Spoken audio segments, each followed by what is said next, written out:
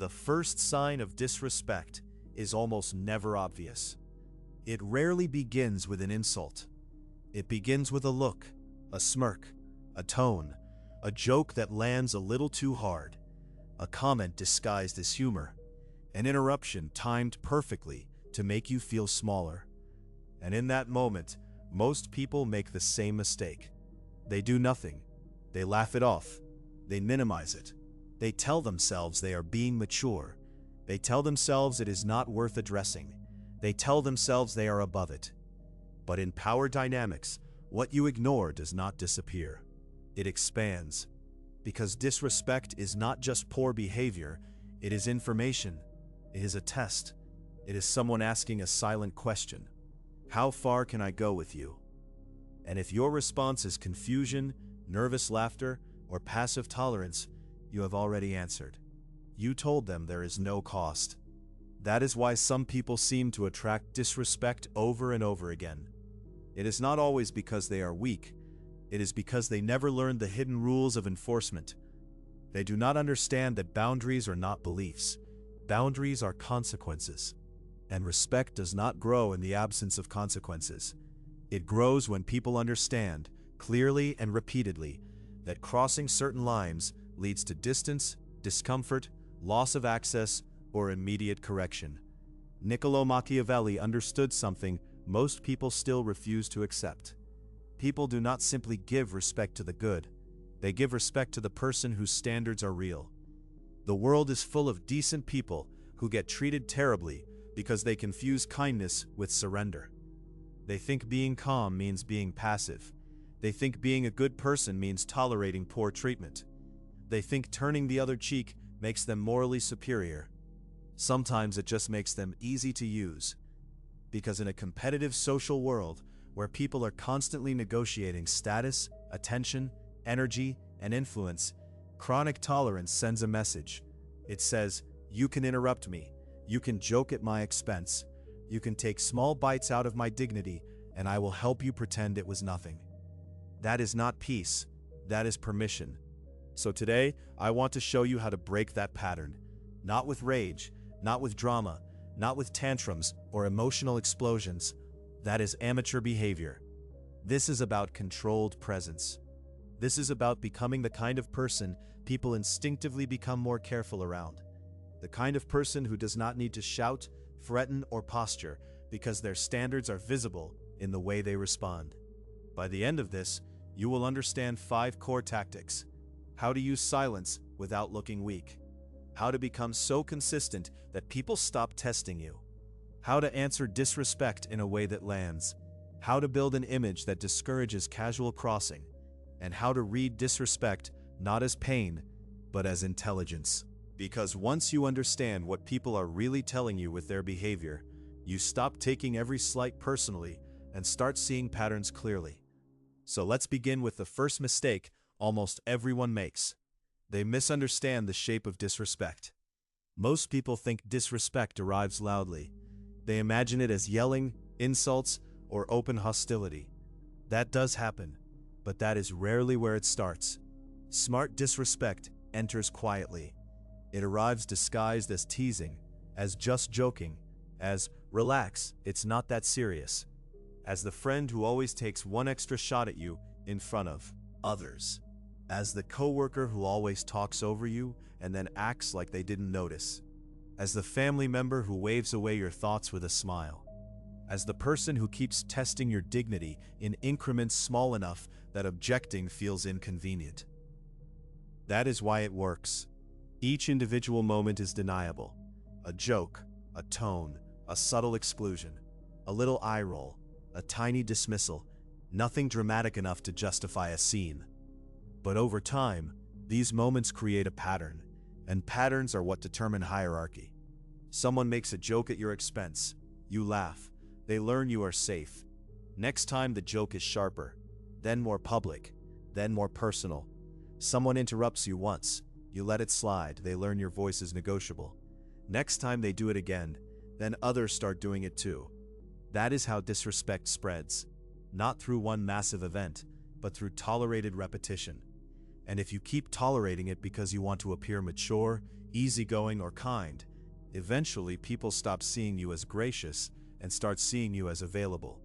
Available for dismissal, available for emotional dumping, available for small humiliations, available for the role of the person who absorbs tension so others do not have to. That is why silence at the wrong moment is not neutrality. It is endorsement. If you say nothing when you should respond, people do not read that as wisdom. They often read it as low resistance. So what is the first tactic? Silence as strategy. Not all silence is powerful. Some silence is fear. Some silence is hurt. Some silence is mental collapse. People can feel that kind of silence. It makes you look frozen. But strategic silence is different. Strategic silence is when you choose not to answer immediately because you are making the other person sit with what they just did. Someone says something disrespectful. Instead of rushing to defend yourself, laughing to smooth it over, or responding with emotional heat, you stop. You look at them, and you let the air change. That pause is powerful because most people are terrified of stillness. They expect motion. They expect noise. They expect you to help them escape the discomfort they created. When you don't, something happens inside them. Their words stay hanging in the air. They hear themselves more clearly. They begin wondering if they crossed a line. They become aware of the room. Their confidence in the moment starts to wobble. That is the point. You are not giving them a speech, you are giving them reflection. And reflection makes insecure people deeply uncomfortable. Imagine someone makes a joke at your expense in a group. Most people either laugh along or shoot back immediately. Instead, you just look at them with a neutral face. No smile, no anger, no rescue, just presence. Very often the room shifts before you say a single word. The joke maker becomes aware of themselves. They may explain, they may retreat, they may try to soften it. You did not fight. You made them sit in the weight of their own behavior. That is what controlled silence does. It turns attention back on the aggressor. Use this especially when the disrespect is subtle. A pause plus eye contact can do more than a paragraph ever could. Then there is the second tactic, relentless consistency. This is where most people lose all power. They respond well once, then badly the next time. They set a boundary on Monday, then abandon it on Thursday because they feel guilty, tired, lonely, or pressured. That trains people to keep testing, because inconsistency makes your standards look negotiable. Human beings quickly learn where the leaks are. If someone can interrupt you 3 times before you finally react, they have learned something. If someone can disrespect you when you are in a good mood and get away with it, they have learned something. If someone knows your boundaries collapse when you want to avoid tension, they have learned something. And what they learned is that your standards are emotional, not structural. That means they can wait you out. Powerful people are boring in this area. They are predictable, not emotionally predictable, behaviorally predictable. If you cross this line, this is what happens every time. Someone interrupts you repeatedly. Every time you stop, look at them, and calmly continue only when they are done. Someone makes you the punchline. Every time you do not reward it with laughter. Someone keeps wasting your time. Every time you reduce access. No explosions, no lectures, no "this is the last warning" speeches every week. Just pattern. And pattern creates reputation. Once people know your response is steady, they stop treating you like an experiment. That is what you want. Not endless confrontations, fewer violations.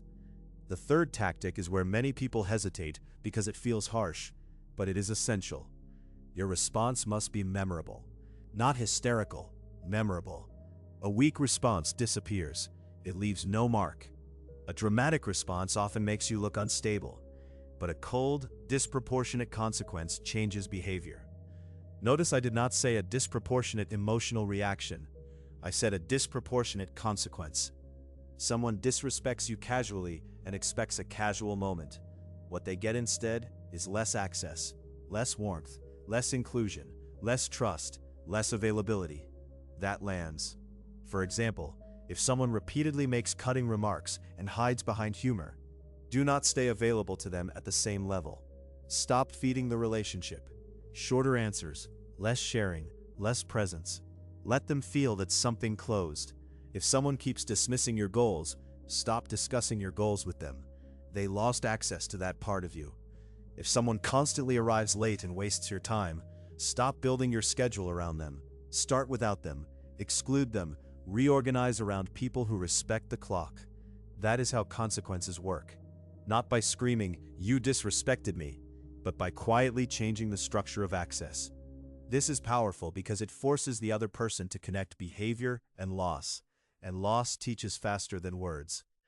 The fourth tactic: craft an image that discourages easy testing.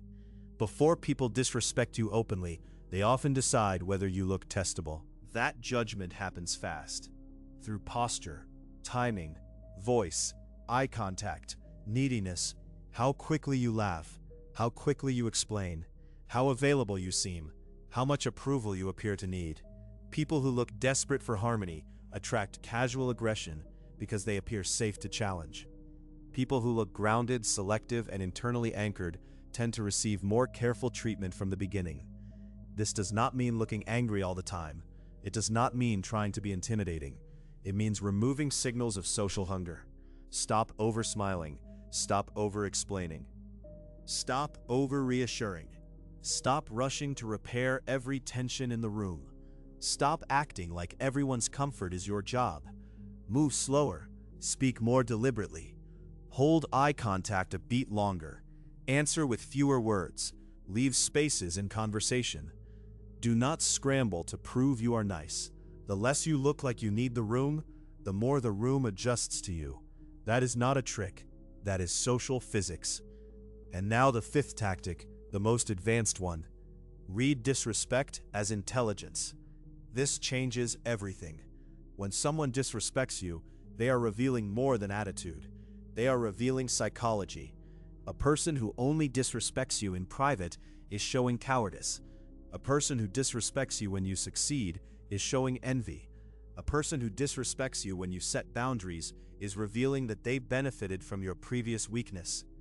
A person who mocks what matters to you is showing contempt or insecurity. A person who respects power above them but dismisses those below them is showing character structure. This is data. Stop reacting like every slight is a wound. Start reading it like a report. What does this tell me about this person? How do they treat those they think cannot hurt them? Where are they insecure? When do they become competitive? What kind of access do they deserve now that I've seen this?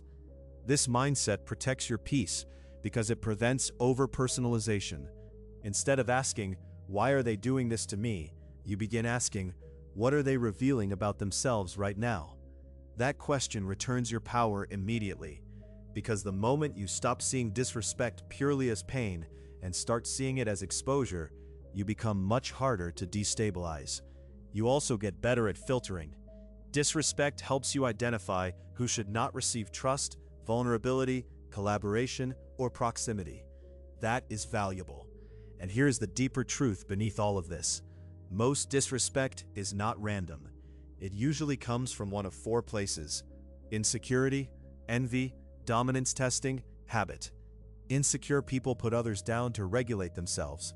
Envious people cut at what they secretly admire or resent. Dominance seekers test everyone to see who resists, and habitual disrespecters simply repeat whatever has worked for them before. Once you understand this, you stop expecting everyone to be fair, and that makes you more effective. Now let's talk about the final transformation. When you start using silence well, when you become consistent, when your consequences are clear, when your presence stops leaking need, when you read behavior accurately, something changes. People become more careful with you, not because you are cruel, because you are costly to mishandle. And that is what respect often is in the early stages: recognition of cost. Over time, your reputation begins to form. People stop seeing you as an easy target. They stop assuming they can dump on you casually. They stop using you as a place to offload their irritation. Your social environment begins to filter itself. Low-quality people get frustrated by your standards. High-quality people usually relax around them, because decent people do not mind clarity. Only opportunists mind consequences. That means as your standards rise, some people will leave. Let them. You are not losing peace. You are losing parasites. And that is the price of self-respect. So remember this. Disrespect is not always loud. It usually starts small. And your first response matters more than the fifth. Silence can be power if it comes from control. Consistency builds a reputation faster than speeches. Consequences teach what words cannot. Presence shapes treatment before conversation begins. And every slight reveals something about the person delivering it. You do not need to become a monster. You need to become difficult to mishandle. That is enough. Because once people understand that your dignity is not negotiable, most of the testing stops before it even begins.